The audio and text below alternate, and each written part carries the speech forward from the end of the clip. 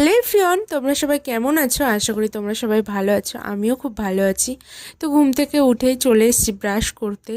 তো ব্রাশ করে আমি না ঘরে চলে গেছিলাম আমার বেডশিটটা চেঞ্জ করতে, কারণ অনেক দিন ধরেই এটা পাতা ছিল আর ভাবছিলাম চেঞ্জ করবার, সামনেই পয়লা বৈশাখ, তো চেঞ্জ করে ফেললাম। আর ঘরটা যেহেতু সাদামাটা, রঙিন বেডশিট পাতলে বেশি ভালো লাগে।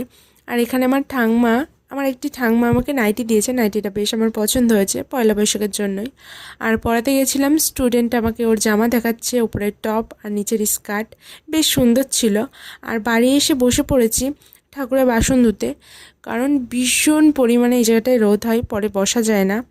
আর আজকাল তো সকালে কুয়াশা, নয় বৃষ্টি, নয় গরম, এরকম আবহাওয়া চলছে। আর খিদেও পেয়ে গেছে, তাই জন্য বসিয়ে নিয়েছিলাম ম্যাগি।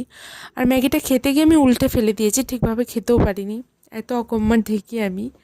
তারপরে ঘরটা ঝাড় দিয়ে এখানে ঘর মুছতে চলে এসেছি। দুবার করে ঘর মুছে, এখন তাও থাকে না, কারণ এত পরিমাণে হাওয়া হয় না, পুরো ঘর বারান্দা সব বালি বালি হয়ে যায়।